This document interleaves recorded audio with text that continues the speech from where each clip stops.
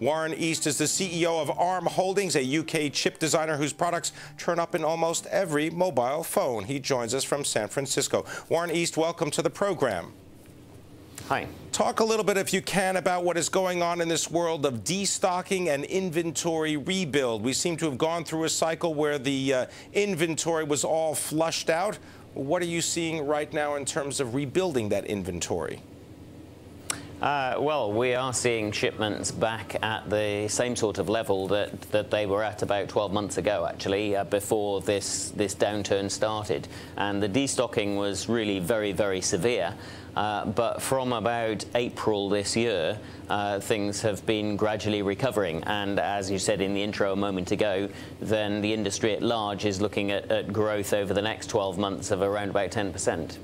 When you look at the growth in the industry for ARM Holdings particularly, what are you seeing? Is it all mobile? I mean, for example, Android or even Windows Mobile as well as Apple's iPhone? Yeah, I mean, we are seeing that. Smartphones are one area, even during 2009, where end shipments have actually grown during the year, whilst pretty much in every other application where we are, things have declined. But as we look forward into 2010, then we've got more of that growth in smartphones, but we've also got growth across the piece in other areas like general-purpose microcontrollers. Talk, if you can, about what is going on, just if we can, with Microsoft. Any chance that we're going to see ARM Holdings and a chip that you produce that is going to be compatible, let's say, with Windows 7? Well, I think that's really a question for Microsoft rather than for us. I mean, we have a long history with Microsoft, and all the Microsoft mobile products run on ARM. So the guys there in Microsoft are very familiar with our architecture, but they have a commercial decision to make as to if and when they're going to support the ARM architecture with their big operating system.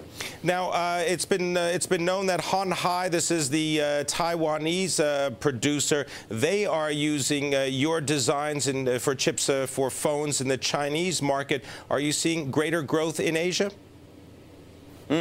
It's interesting. We've seen a lot of design activity in China right throughout this downturn, whereas the smaller companies in the West have really struggled with the downturn and have gone slow as far as some design activities are concerned. The Chinese companies have really pressed forward with it.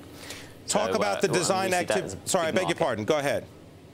No, I was just going to say, so we see China as a big market going forward once all those designs turn into volume.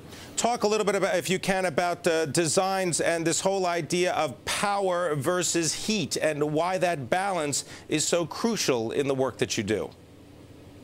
Well, I think it's important in different application areas for different reasons. If you take something like a mobile phone, this is a Nokia N900. You know, it has all the processing power that you'd find in a PC, but clearly because of the form factor, it can only have a small battery. And so to get sensible battery life, you've got to have a very low power system and a very low power microprocessor like an ARM inside it.